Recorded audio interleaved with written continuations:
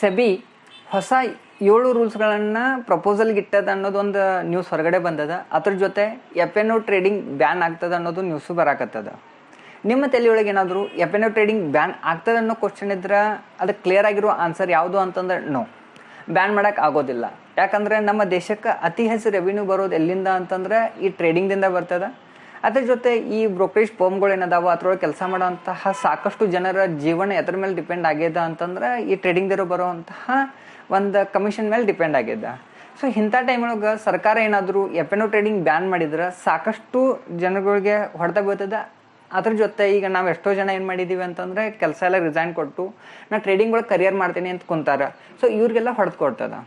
ಆದರೆ ಸೆಬಿ ಯಾಕೆ ಇಷ್ಟೊಂದು ಸ್ಟ್ರಾಂಗ್ ರೂಲ್ಸ್ಗಳನ್ನು ತೊಗೊಂಬರಕತ್ತದ ನೋಡಿದಾಗ ಸೆಬಿ ಭಾಳ ಸತ್ ಹೇಳ್ಕೊಂತ ಬಂದದ 9 out of 10 traders are losing money. So retail investors participate ಮಾಡಬೇಡ್ರಿ ಅಂತ ಹೇಳಕತ್ತದ. ಯಾಕಂದ್ರೆ ಕೋವಿಡ್ ಆದ್ಮೇಲೆ ಏನಾಗ್ಯದ ಅಂತಂದ್ರೆ ವ್ಯಾಲ್ಯೂಮ್ ಭಾಳ ಇನ್ಕ್ರೀಸ್ ಆಗಿಬಿಟ್ಟದ.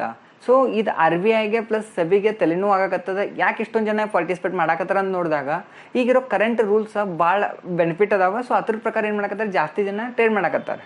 ಆದರೆ ಸಮಸ್ಯೆ ಎಲ್ಲಾಗ್ಯದ ಅಂದ್ರೆ ಈಗ 9 out of 10 traders are losing ಮನಿ ಅಂತ ಬಂದಾಗ ಈ ಜನ ಏನು ಮಾಡಕತ್ತಾರ ಅಂತಂದ್ರೆ ಹೊರಗಡೆ ಹೋದ ತಕ್ಷಣ ಮಾರ್ಕೆಟ್ ಸರಿ ಇಲ್ಲ, ಅದೊಂದು ಜೂಜಾಟ್ ಇದ್ದಂಗೆ ಅದ, ಗ್ಯಾಮ್ಲಿಂಗ್ ಅದ. ಸೊ ನಮ್ಮಂಥವ್ರಿಗೆಲ್ಲ ಅನ್ನೋದು ಸುದ್ದಿ ಹೊರಗೆ ಬರಕತ್ತವ. ಇದರಿಂದ ಏನಾಗಿದೆ ಅಂತಂದ್ರೆ ಮಾರ್ಕೆಟದ ಇಮೇಜ್ ಕೆಟ್ಟಾಗತ್ತದ. ಸೊ ಮಾರ್ಕೆಟದ ಇಮೇಜ್ ಉಳಿಸ್ಕೋಬೇಕು, ಮತ್ತು ರಿಟೇಲ್ ಇನ್ವೆಸ್ಟರ್ಸು ಮಾರ್ಕೆಟ್ ಮೇಲಿನ ಫೇತ್ ಕಳ್ಕೋಬಾರ್ದು, ಕಾನ್ಫಿಡೆನ್ಸ್ ಇರಬೇಕು, ಟ್ರಸ್ಟ್ ಇರಬೇಕು ಅನ್ನೋ ಒಂದು ಕಾರಣಕ್ಕೆ ಏನು ಮಾಡಿದ ಅಂತಂದ್ರೆ ಸೆಬಿ ಹೊಸ ರೂಲ್ಸ್ಗಳನ್ನು ತರುವಂಥ ವಿಚಾರ ಮಾಡಕತ್ತದ. ಯಾಕೆ ಏನಾಗ್ಯದ, ಹೆಂಗೆ ಜನ ರೊಕ್ಕ ಕಳ್ಕೊತಾರ ನೋಡಿದ್ರೆ ನಮಗೆ ಟಿಪ್ಸ್ ಭಾಳ ಈಸಿಲಿ ಸಿಗಾಕತ್ತಾವ. TV ಚಾನಲ್ ಓಪನ್ ಮಾಡಿದ್ರೆ ನಮಗೆ ಟಿಪ್ಸ್ಗಳು ಸಿಗ್ತಾವ. ಅದ್ರ ಜೊತೆ ಟೆಲಿಗ್ರಾಮ್ ಚಾನಲ್ಗಳು ಅದಾವ, ವಾಟ್ಸಪ್ ಗ್ರೂಪ್ಗಳು ಅದಾವ, ಅದ್ರ ಜೊತೆ ಫ್ರೆಂಡ್ಸ್ ಸರ್ಕಲ್ ಹೋಗಿ ಟೀಮ್ ಸಿಗ್ತದ.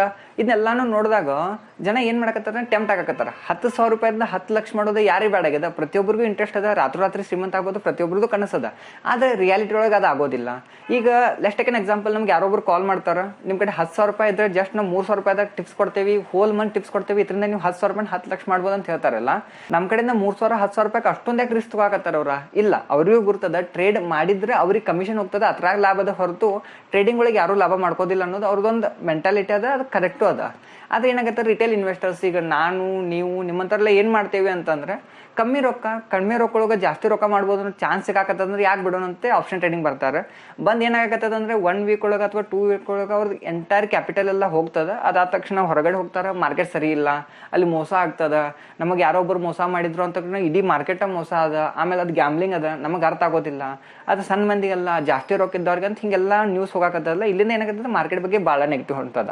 ಇದ್ರ ಸಲುವಾಗಿ ಏನು ಮಾಡೋದಂತ ಸೆಬಿ ಇದನ್ನು ಕಂಟ್ರೋಲ್ ಮಾಡಬೇಕು ಅನ್ನೋ ರೀಸನ್ದಿಂದ ಏನು ಮಾಡಿದ ಅಂದರೆ ರಿಟೇಲ್ ಇನ್ವೆಸ್ಟರ್ಸ್ನ FNO ಟ್ರೇಡಿಂಗಿಂದ ದೂರ ಇಡೋಣ ಅಂತ ಪ್ಲಾನ್ ಮಾಡಕತ್ತಾರೆ. ಅವ್ರನ್ನ ಬ್ಯಾನ್ ಮಾಡೋಕ್ಕಂತೂ ಆಗೋದಿಲ್ಲ. ಸೊ ಇದ್ರ ಸಲುವಾಗಿ ಏನು ಮಾಡೋದಂತ ಹೊಸ ರೂಲ್ಸ್ ಹಾಕಿ ಅವ್ರು ಹೆಂಗಾದ್ರೂ ದೂರ ಇಡೋಣ. ಮೊನ್ನೊಂದು ನ್ಯೂಸ್ ಬಂದಿತ್ತು ಏನಂದ್ರೆ FNO ಟ್ರೇಡಿಂಗ್ ಒಳಗೆ ಏನಾದರೂ ಪ್ರಾಫಿಟ್ ಮಾಡಿದ್ರೆ 30% ಟ್ಯಾಕ್ಸ್ ಗೌರ್ಮೆಂಟ್ ಹೋಗ್ತದ. ಅದನ್ನ ಬಿಸ್ನೆಸ್ ಇನ್ಕಮ್ ಅನ್ನೋಂಗಿಲ್ಲ, ಸ್ಪೆಕ್ಯುಲೇಟಿಂಗ್ ಇನ್ಕಮ್ ಅಂತ ಒಂದು ರೂಲ್ಸ್ ಬರ್ತದ ಅಂತೇಳಿ ಡಿಸ್ಕಷನ್ ಆಗತ್ತಿತ್ತು. ಈಗೇನು ಹೊಸ ರೂಲ್ಸ್ಗೂ ಬರುವಂತಹ ಚಾನ್ಸ್ ಕಾಣಕತ್ತದ ಅಂದ್ರೆ ಲಾಟ್ ಸೈಜ್ ಒಳಗೆ ಇನ್ಕ್ರೀಸ್ ಮಾಡ್ತಾರಂತ. ಈಗ ಕರೆಂಟ್ಲಿ ಏನದ ಅಂದ್ರೆ 5 ಲಕ್ಷ ಲಾಟ್ ಸೈಜ್ ಅದ, ಅದನ್ನೇನು ಮಾಡಕತ್ತಾರ 20 ಲಕ್ಷದಿಂದ 30 ಲಕ್ಷಕ್ಕೆ ಏರ್ಸಾಕತ್ತಾರ. ಲಾಸ್ಟ್ ಎಕ್ಸಾಂಪಲ್ಗೆ ಏನು ಹೇಳ್ಬೇಕಂತಂದ್ರೆ ಏನಾದ್ರು ಬ್ಯಾಂಕ್ ನಿಫ್ಟಿ ಒಳಗೆ ಆಪ್ಷನ್ ಟ್ರೇಡಿಂಗ್ ಮಾಡಕ್ಕೆ ಹೋದ್ರೆ ನಮ್ದು ಮಿನಿಮಮ್ ಕ್ವಾಂಟಿಟಿ 15 ಅದ. ಈಗೇನದಂದ್ರೆ 5 ಲಕ್ಷ ನಮಗೆ ಲಿಮಿಟ್ ಅದ. ಇದನ್ನೇನಾದ್ರೂ ಅವ್ರು 20 ಲಕ್ಷದಿಂದ 30 ಲಕ್ಷಕ್ಕೆ ಇನ್ಕ್ರೀಸ್ ಮಾಡಿದ್ರು ಅಂತಂದ್ರೆ ನಮ್ದು ಕ್ವಾಂಟಿಟಿ ಏನಾಗ್ತಾವ ಅಂದ್ರೆ 15ರಿಂದ 60ರಿಂದ 90ಗೆ ಇನ್ಕ್ರೀಸ್ ಆಗ್ತಾವ. ಸೊ ಅವಾಗ ಏನಾಗ್ತದ ಅಂದ್ರೆ ರಿಟೇಲ್ ಇನ್ವೆಸ್ಟರ್ಸ್ ಇಷ್ಟು ದಿನ ಏನು ಕಡಿಮೆ ರೊಕ್ಕದೊಳಗೆ ಜಾಸ್ತಿ ಅಮೌಂಟ್ ಮಾಡ್ಬೇಕಂತಿದ್ರಲ್ಲ, ಅವ್ರು ಸ್ಟಾರ್ಟಿಂಗನೇ ಇನ್ವೆಸ್ಟ್ಮೆಂಟ್ ಜಾಸ್ತಿ ಮಾಡೋದು ಇರೋದ್ರಿಂದ ಅವ್ರು ಸ್ವಲ್ಪ ಅಂಜಿ ಕೊಟ್ಬೋದು, ಬೇಡ ಇಷ್ಟೊಂದು ಅಮೌಂಟ್ ಎಲ್ಲ ಹೋಗ್ತದಂದ್ರೆ ಬೇಡ ಅಂತ ದೂರ ಹೋಗುವಂಥ ಚಾನ್ಸ್ ಅದ ಅನ್ನೋದು ಒಂದು ಇಂಟೆನ್ಷನ್ ಅದ. ಅದ್ರ ಜೊತೆ ಇನ್ನೊಂದೇನು ಮಾಡಕತ್ತಾರ ಅಂತಂದ್ರೆ ವೀಕ್ಲಿ ಎಕ್ಸ್ಪೈರಿಗಳು ಏನದಾವ. ಈಗ ನಮ್ಗೆ NSE ಒಳಗೆ ನೋಡಿದ್ರೆ ಎವ್ರಿ ಡೇ ವೀಕ್ಲಿ ಎಕ್ಸ್ಪೈರಿಗಳು ಸಿಗ್ತಾವೆ ಡಿಫ್ರೆಂಟ್ ಆಪ್ಷನ್ ಟ್ರೇಡಿಂಗ್ ಒಳಗೆ. ಒಂದು ಬ್ಯಾಂಕ್ ನಿಫ್ಟಿ ಅದ, ಆಮೇಲೆ ನಿಫ್ಟಿ 50 ಅದ, ಮಿಡ್ ಕ್ಯಾಪ್ ನಿಫ್ಟಿ ಅದ, ಆಮೇಲೆ ಫಿನ್ ನಿಫ್ಟಿ ಅದ. ಹಿಂಗೆ ಡಿಫ್ರೆಂಟ್ ಆಪ್ಷನ್ಸ್ ಟ್ರೇಡಿಂಗ್ ಒಳಗೆ ಎವ್ರಿ ಡೇ ನಮಗೆ ಎಕ್ಸ್ಪೈರಿಗಳು ಸಿಗಾಕತ್ತಾವ. ಸೊ ಇಲ್ಲಿ ಏನಾಗಿದೆ ಅಂತಂದ್ರೆ ರಿಟೇಲ್ ಇನ್ವೆಸ್ಟರ್ಗೆ ಆಪ್ಷನ್ಸ್ ಅದ ಎವ್ರಿ ಡೇ, ಹೀರೋ ಯಾ ಜೀರೋ, ನಾ ಹೀರೋರೇ ಆಗ್ತೀನಿ ಇಲ್ಲ ಜೀರೋರೇ ಆಗ್ತೀನಿ ಅಂತ ಅನ್ಕೊಂಡು ಏನು ಮಾಡಿದ್ರೆ ಎವ್ರಿ ಡೇ ಆಪ್ಷನ್ ಇರೋದ್ರಿಂದ ಎವ್ರಿ ಡೇ ಅವ್ರ ಅಮೌಂಟನ್ನು ಕಳ್ಕೊಳಕತ್ತಾರೆ. ಸೊ ಇದನ್ನು ಕಮ್ಮಿ ಮಾಡ್ಬೇಕನ್ನೋ ಒಂದು ಉದ್ದೇಶದಿಂದ ಸೆಬಿ ಏನು ಮಾಡಕತ್ತಾರ ಅಂತಂದ್ರೆ ಸ್ಟಾಕ್ ಎಕ್ಸ್ಚೇಂಜ್ ಏನು ಮಾಡ್ಬೋದು ಅಂತಂದ್ರೆ every week only 1 option expiry ಇಡಬೇಕಂತ ಹೇಳಕತ್ತಾರೆ. ಸೊ ಇದು ಸ್ಟಾಕ್ ಎಕ್ಸ್ಚೇಂಜಿಗೆ ಡಿಸೈಡ್ ಮಾಡಕ್ಕೆ ಬಿಟ್ಟಾರೆ. ಯಾವ ಎಕ್ಸ್ಪೈರಿ ಅವರು ಯಾವ ವೀಕ್ ಒಳಗೆ ಇರ್ತಾರೋ ಅವ್ರು ಡಿಸೈಡ್ ಮಾಡಬೇಕು. ಇದರಿಂದ ಏನಾಗ್ತದೆ ಅಂತ ರಿಟೇಲ್ ಇನ್ವೆಸ್ಟರ್ಸ್ ಏನು ಎವ್ರಿ ಡೇ ಅಮೌಂಟ್ ಕಳ್ಕೊಳಕತ್ತಿರಲ್ಲ, ಅವ್ರಿಗೆ ವೀಕ್ಲಿ ಒಂದ್ಸಲ ಎಕ್ಸ್ಪೈರಿ ಸಿಗೋದ್ರಿಂದ ಅವ್ರು ಕಡಿಮೆ ಅಮೌಂಟ್ ಕಳ್ಕೊತ ಚಾನ್ಸ್ ಅದ. ಅದಾದ ನಂತರ ಏನು ಮಾಡಕತ್ತಾರ, ಇಂಟ್ರಾಡೇ ಪೊಸಿಷನ್ ಮಾನಿಟರ್ ಮಾಡ್ದೇನೆ ಆಗತ್ತಾರ. ಈ ಥರದ್ದು ಏನಂತಂದ್ರೆ ನಾವು ಏನು ಟ್ರೇಡ್ ಮಾಡ್ತೇವಲ್ಲ ಇಂಟ್ರಾಡೇ, ಕೆಲವೊಂದ್ಸಲ ಏನಾಗ್ತದೆ ಅಂದ್ರೆ ನಮ್ಮ ಕೆಪಾಸಿಟಿ ಮೀರಿ ನಾವು ಟ್ರೇಡಿಂಗ್ ಮಾಡಿಬಿಟ್ಟಿರ್ತೀವಿ. ಸೊ ಇದನ್ನ ಏನು ಮಾಡ್ಬೇಕಂತಾರ ಅವ್ರ ಪೊಸಿಷನ್ ಟ್ರ್ಯಾಕ್ ಮಾಡೋಣ ಅನ್ನಕತ್ತಾರ. ಮೊದಲೆಲ್ಲ ಏನಾಗ್ತಿತ್ತು ಅಂದ್ರೆ at the end of the day ಅದನ್ನ ಟ್ರ್ಯಾಕ್ ಮಾಡ್ತಿದ್ರು, ಅದ್ಮೇಲೆ ನೆಗೆಟಿವ್ ಪಾಸಿಟಿವ್ ಅದೆಲ್ಲ ಆ್ಯಡ್ ಆಗ್ತಿತ್ತು. ಈಗೇನು ಮಾಡೋನು ಡ್ಯೂರಿಂಗ್ ದಿ ಡೇ ಟ್ರೇಡಿಂಗ್ ಆಗಬೇಕಾದ್ರನ್ನ ಟ್ರ್ಯಾಕ್ ಮಾಡೋನು, ಎಲ್ಲಾದರೂ ಕೆಪಾಸಿಟಿಗಿಂತ ಮೀರಿ ಹೆಚ್ಚಿಂದ ಏನಾದರೂ ಡಿಸಿಷನ್ ತೊಗೊಳಕತ್ತಿದಂದ್ರೆ ಅದನ್ನು ಅಲ್ಲೇ ಸ್ಟಾಪ್ ಮಾಡೋಣ ಒಂದು ಡಿಸಿಷನ್ ಬಿಡಕತ್ತಾರ. ಆಮೇಲೆ ಅಪ್ರಂಟ್ ಕಲೆಕ್ಷನ್ ಅನ್ನೋದೊಂದು ತೆಗಿಯಕತ್ತಾರ. ಇದ್ರ ಬಗ್ಗೆ ಅಷ್ಟೊಂದು ಐಡಿಯಾ ಇಲ್ಲ. ಅದನ್ನು ನಿಮ್ಗೇನಾದರೂ ಗೊತ್ತಿದ್ರೆ ಕಮೆಂಟ್ ಸೆಕ್ಷನ್ ಕಮೆಂಟ್ ಮಾಡಿರಿ, ನಾ ಇನ್ನು ಮುಂದಿನ ವಿಡಿಯೋಗೆ ಅದನ್ನ ಕವರ್ ಮಾಡುವಂಥ ಪ್ರಯತ್ನ ಮಾಡ್ತೀನಿ.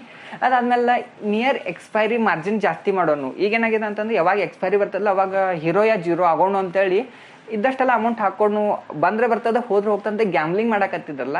ಸೊ ಇಲ್ಲೇನು ಮಾಡಿದ್ದಾರೆ ಅಂತಂದ್ರೆ ನಿಯರ್ ಎಕ್ಸ್ಪೈರಿ ಮಾರ್ಜಿನ್ಗಳನ್ನ ಹೆಚ್ಚು ಮಾಡಿರೋದ್ರಿಂದ ಜನ ಸ್ವಲ್ಪ ಕಡಿಮೆ ಟೈಮ್ ಒಳಗೆ ಜಾಸ್ತಿ ಅಮೌಂಟ್ ಹಾಕಿ ಕಡಿಮೆ ರಿಟರ್ನ್ ಬಂತು ಅಂದ್ರೆ ಅಥವಾ ಹೋತು ಅಂದ್ರೆ ಅಂತ ಸ್ವಲ್ಪ ಅಂಜಿಕಿಲೆ ಟ್ರೇಡಿಂಗ್ ಮಾಡೋದನ್ನು ಬಂದ್ ಮಾಡ್ತಾರೆ ಅನ್ನೋ ಒಂದು ಇಂಟೆನ್ಷನ್ ಸೆಬಿ ತೋರಿಸಂಗೆ ಕಾಣಕತ್ತದ. ನಿಮಗೇನು ಅನಿಸ್ತದ? ಸೆಬಿಯ ಈ ಹೊಸ ರೂಲ್ಸ್ಗಳು ರಿಟೇಲ್ ಟ್ರೇಡರ್ಸ್ಗೆ ಬೆನಿಫಿಟ್ ಅದಾವೇನ, ಅಥವಾ ರಿಟೇಲ್ ಟ್ರೇಡರ್ಸ್ ಇಷ್ಟು ವರ್ಷ ಏನು ಕಳ್ಕೊತಿದ್ರಲ್ಲ ಅದಕ್ಕಿಂತ ಜಾಸ್ತಿ ಕಳ್ಕೊತಾರೇನ? ನಿಮಗೇನು ಅನಿಸ್ತದ ಅನ್ನೋದನ್ನ ಕಮೆಂಟ್ ಮಾಡಿ. ಇನ್ನು ಹೆಚ್ಚಿನ ವಿಡಿಯೋಗಳಿಗಾಗಿ ನಮ್ಮ ಚಾನಲ್ನ ಸಬ್ಸ್ಕ್ರೈಬ್ ಮಾಡಿ.